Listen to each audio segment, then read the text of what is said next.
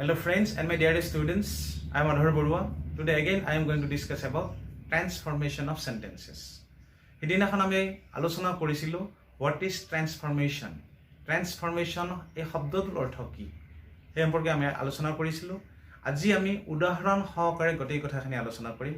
কেনেকৈ বাক্য এটাক আমি এফাৰ্মেটিভৰ পৰা নেগেটিভ কৰিব পাৰো। নাইবা সিম্পলৰ পৰা আমি বাক্য এটাক কম্পাৰেটিভ কৰিব পাৰো। নাইবা পজিটিভৰ পৰা বাক্য এটাক আমি কেনেকৈ নেগেটিভ কৰিব পাৰো। এনেকুৱা ধৰণৰ কথাবিলাক আজি আমি আলোচনা কৰিম। মই উদাহৰণবিলাক ইয়াত লিখিছো আৰু এই উদাহৰণবিলাক যেতিয়া আমি চাম বুজিলাম গটেই কথাখিনি ক্লিয়াৰ হ'ব। প্ৰথমটো হ'ল এফাৰ্মেটিভ নেগেটিভ। এফাৰ্মেটিভৰ পৰা বাক্য এটাক আমি কেনেকৈ নেগেটিভ কৰিম উইদাউট চেঞ্জিং দ্য মিনিং, অৰ্থৰ সলনি নোহোৱাকৈ, অৰ্থৰ তাৰতম্য নঘটাকৈ। প্ৰথম উদাহৰণটো লৈছোঁ এফাৰ্মেটিভ বাক্য এটাৰ। He is competent for the post. এই বাক্যটো এফাৰ্মেটিভ চেণ্টেন্সত আছে। এই বাক্যটোক যেতিয়া আমি নেগেটিভ কৰিম, নেগেটিভ মানে নট নাইবা নো লাগিব, সেইকাৰণে এটা নট ব্যৱহাৰ কৰা হৈছে। আমি বাক্যটো কি লিখিছোঁ? He is not incompetent for the post. কম্পিটেণ্টৰ সলনি আমি ইনকম্পিটেণ্ট লিখিছোঁ।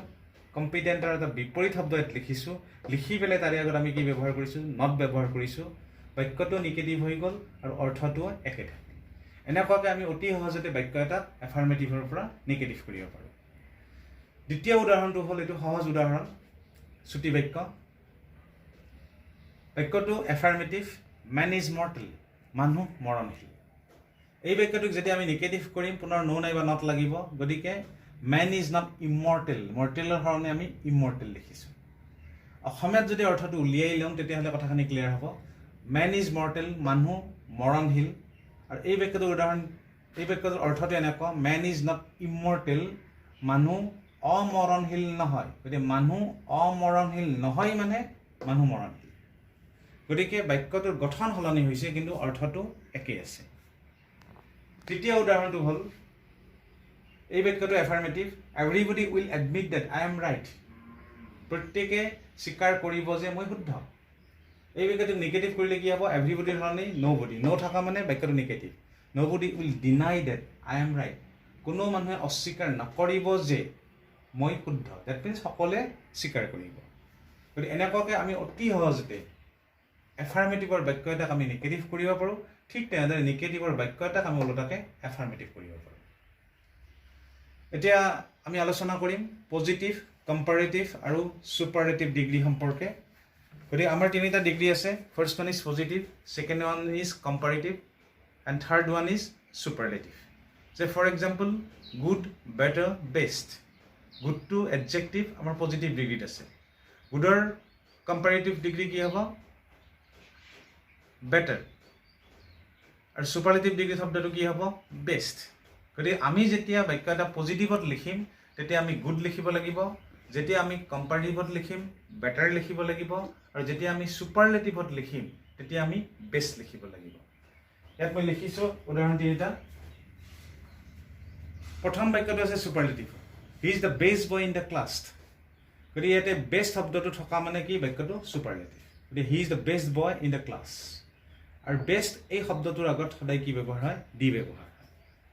এই বাক্যটোক যদি আমি কম্পাৰেটিভ কৰোঁ তেতিয়া কি হ'ব? He is better than any other boy in the class. ইয়াতে বেটাৰ ব্যৱহাৰ কৰিব লাগিব। আৰু বাক্যটোৰ গঠনটো সলনি হৈ যাব কিন্তু অৰ্থটো একে আছে।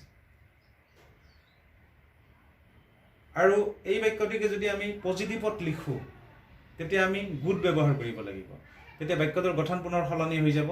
ন' other boy in the class is as good as he. যিহেতু গুড লিখিব লগা হ'ল গতিকে বাক্যৰ গঠনটো অকণমান সলনি হৈ গ'ল। নাইবা চ' গুড এজ হি তেনেকুৱা আমি লিখিব পাৰোঁ। গতিকে এনেকুৱাকৈ আমি অতি সহজতে বাক্য এটাক পজিটিভৰ পৰা কম্পাৰেটিভ কৰিব পাৰোঁ, কম্পাৰেটিভৰ পৰা ছুপাৰলেটিভ কৰিব পাৰোঁ, ছুপাৰলেটিভৰ পৰা আমি কম্পাৰেটিভ নাইবা পজিটিভ কৰিব পাৰোঁ। Next, exclamatory and assertive sentence. That means আমি এক্সক্লামেটৰী চেণ্টেন্স এটাক আমি কেনেকৈ এছাৰ্টিভ কৰিব পাৰোঁ আৰু এছাৰ্টিভৰ বাক্য এটাক আমি কেনেকৈ এক্সক্লামেটৰী চেণ্টেন্সত লিখিব পাৰোঁ। এক্সক্লামেটৰী চেণ্টেন্স উদাহৰণ লৈছোঁ। প্ৰথমতে মই হাউ চাৰ্মিং, হাউ চাৰ্মিং। গতিকে এইটো এটা এক্সক্লামেটৰী চেণ্টেন্স, মনৰ ভাৱ প্ৰকাশ কৰা হৈছে। গতিকে এই বাক্যটোক যদি আমি এছাৰ্টিভ কৰোঁ তেতিয়াহ'লে এই ভাৱবোধক চিনটো আমাৰ উঠি যাব। আৰু যদি এই ভাৱবোধক চিনটো উঠাই দিব লগা হয় বাক্যটোৰ গঠনটোৱে সলনি হৈ যাব।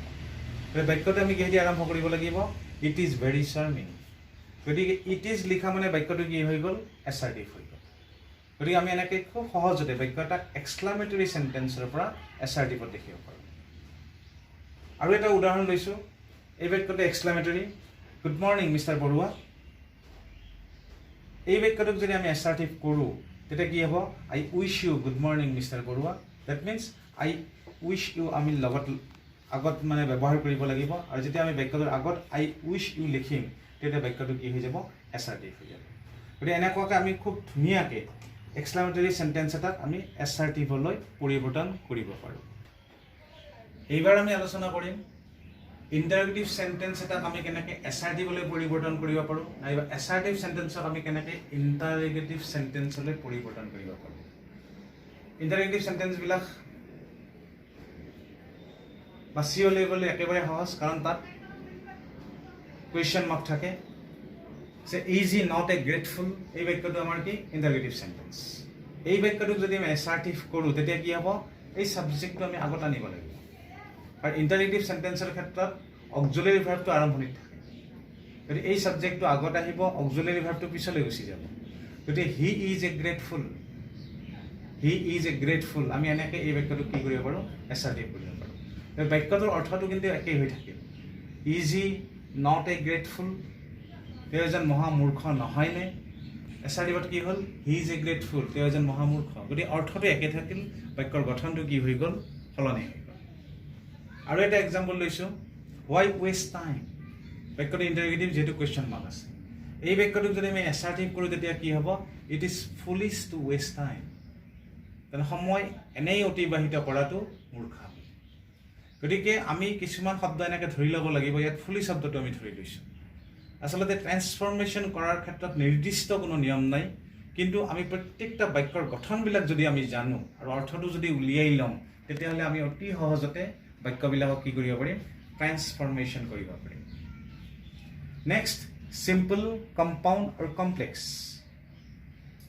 চিম্পলৰ পৰা বাক্য এটাক আমি কম্পাউণ্ড কৰিব পাৰোঁ কম্পাউণ্ডৰ পৰা আমি কমপ্লেক্স কৰিব পাৰোঁ কমপ্লেক্সৰ পৰা পুনৰ চিম্পল নাইবা আমি কম্পাউণ্ড কৰিব পাৰোঁ উইদাউট চেঞ্জিং দ্য মিনিং অৰ্থৰ সলনি নোহোৱাকৈ এতিয়া আমি চিম্পলৰ পৰা যেতিয়া কম্পাউণ্ডলৈ বাক্য এটা পৰিৱৰ্তন কৰিম নাইবা সলনি কৰিম সলনি কৰাৰ আগে আগে চিম্পল চেণ্টেন্সনো কি কম্পাউণ্ডনো কি কমপ্লেক্স চেণ্টেন্স কি সেই সম্পৰ্কে আমি জানি লোৱা চিম্পল চেণ্টেন্স সাধাৰণতে কি থাকে ওৱান ইণ্ডিপেণ্ডেণ্ট ক্লজ এটা স্বাধীন ক্লজ এটা থাকে এটাই ছাবজেক্ট থাকে এটাই ভাৰ্ব থাকে নাইবা এটাই প্ৰেডিকেট থাকে কিন্তু কম্পাউণ্ড চেণ্টেন্সবিলাকক কি বুলি কোৱা হয় যৌগিক বাক্য বুলি কোৱা হয় ডেট মিনছ ইয়াতে দুটা নাইবা ততোধিক বাক্য যোগ হৈ থাকিব পাৰে আৰু কম্পাউণ্ড চেণ্টেন্সত সাধাৰণতে এণ্ড কনজাংচনটো ব্যৱহাৰ হয় আৰু কমপ্লেক্সক জটিল বাক্য বুলি কোৱা হয় ইয়াত কি থাকে এটা পাৰ্ট হ'ল ছাবঅৰ্ডিনেট ক্লজ আৰু আনটো পাৰ্ট প্ৰিন্সিপাল ক্লজ দুটা ক্লজ থাকে আৰু কমপ্লেক্স চেণ্টেন্সৰ ক্ষেত্ৰত ছাবঅৰ্ডিনেট ক্লজ আৰু প্ৰিন্সিপাল ক্লজ ইণ্টাৰডিপেণ্ডেণ্ট দুটা ক্লজে ইটোৱে সিটোৰ ওপৰত নিৰ্ভৰশীল কম্পাউণ্ডৰ ক্ষেত্ৰত কিন্তু দুটা বাক্যই স্বাধীন ইণ্ডিপেণ্ডেণ্ট এতিয়া আমি উদাহৰণ হিচাপত আলোচনা কৰোঁ উদাহৰণকেইটা যেতিয়া আমি আলোচনা কৰিম তেতিয়া গোটেই কথাখিনি ক্লিয়াৰ হ'ব প্ৰথম বাক্যটো মই লিখিছোঁ চিম্পুলৰ আই ন' হিজ নেম মই তেওঁৰ নামটো জানো এই বাক্যটোক যদি আমি কমপ্লেক্সৰ কি হ'ব আই ন' হোৱাট হিজ নেম ইজ মই জানো তেওঁৰ নামটো কি যেতিয়া হোৱাট হুৱেৰ হোৱেন হুইচ হাউ এনেকুৱা ধৰণৰ WH ক্লজবিলাক ব্যৱহাৰ হয় এটা বাক্যত সেই বাক্যবিলাকক কি বুলি কোৱা হয় কমপ্লেক্স বুলি কোৱা হয় আৰু কমপ্লেক্স বাক্যৰ ক্ষেত্ৰতহে আমি WH ক্লজ আমি ব্যৱহাৰ কৰিব পাৰোঁ ঠিক তেনেদৰে এই বাক্যটোকে যদি আমি চিম্পল কৰিব লগা হয় এই বাক্যটো কমপ্লেক্সতে হোৱাট আছে আমাৰ প্ৰধান উদ্দেশ্যটো কি হ'ব যদি চিম্পল কৰিব লগা হয় আমি হোৱাটটো আঁতৰাব লাগিব গতিকে কি হৈ গ'ল আই ন' হিজ নেম চিম্পল হৈ গ'ল বাক্যটো এতিয়া আৰু এটা উদাহৰণ লৈছোঁ এই বাক্যটো আছে complex he hope that he would win the prize he hope that he would win the prize that means WH ক্লজৰ উপৰিও ডেট শব্দটো যদি এটা বাক্যত থাকে তেতিয়াহ'লে সেই বাক্যটো আমাৰ কি হ'ব কমপ্লেক্স হ'ব গতিকে এই বাক্যটোক যদি আমি চিম্পল কৰিব লগা হয় আমাৰ প্ৰধান উদ্দেশ্যটো হ'ব কি এই ডেট এই শব্দটো আমি আঁতৰাব লাগিব আৰু কেনেকৈ আঁতৰাম he hope to win the prize গতিকে আমি টু শব্দটো লৈছোঁ ডেটৰ সলনি টু টু ইনফিনিটিভ ব্যৱহাৰ কৰি এই বাক্যটোক আমি কি কৰিছোঁ সিম্পল কৰিছোঁ he hope to win the prize গতিকে এনেকৈ অতি সহজতে আমি বাক্যবিলাকক কি কৰিব পাৰোঁ কমপ্লেক্সৰ পৰা সিম্পল কৰিব পাৰোঁ ইয়াত বাক্যটোৰ অৰ্থ কিন্তু একেই আছে কমপ্লেক্সত বাক্যটোৱে যিটো অৰ্থ প্ৰকাশ কৰিছে সিম্পলতো সেই একে অৰ্থই প্ৰকাশ কৰিছে এণ্ড লাষ্ট ওৱান এই বাক্যটো সিম্পলত আছে coming home he began to work coming home he began to work এই বাক্যটো কম্পাউণ্ড কৰিব দিছে কম্পাউণ্ড কৰিলে কি হ'ব হি কেম হোম আমি দুটা বাক্যত পৰিণত কৰিব লাগিব আৰু ইয়াত এণ্ড ব্যৱহাৰ কৰিছোঁ আৰু এই কথাটো মনত ৰখা উচিত আমি কম্পাউণ্ডত এণ্ড শব্দটো সঘনাই ব্যৱহাৰ হয় এণ্ড কনজাংচনটো সঘনাই ব্যৱহাৰ কৰা হয় গতিকে এণ্ড থকা মানে এটা বাক্যত আমি গম পাম যে সেই বাক্যটো কি হয় সাধাৰণতে কম্পাউণ্ড হয় গতিকে he came home and began to work তেওঁ ঘৰলৈ আহিছিল আৰু কাম কৰিবলৈ আৰম্ভ কৰিছিল গতিকে মোৰ বিশ্বাস ছাত্ৰ ছাত্ৰীবিলাকৰ নাইবা ভিউৱাৰ্ছবিলাকৰ ফ্ৰেণ্ডছবিলাকৰ গোটেই কথাখিনি ক্লিয়াৰ হৈছে আৰু যদি কিবা খোকোজা আছে গতিকে ছাত্ৰ ছাত্ৰীবিলাকে মোক কল কৰিব পাৰে নাইবা ইনবক্সত মেছেজ দিব পাৰে গতিকে মই ৰিপ্লাই দিবলৈ চেষ্টা কৰিম গতিকে আজি আৰু মই বেছি দীঘলীয়া নকৰোঁ সকলোকে ধন্যবাদ জনাই মই ইয়াতে সামৰণি মাৰিছোঁ থেংক ইউ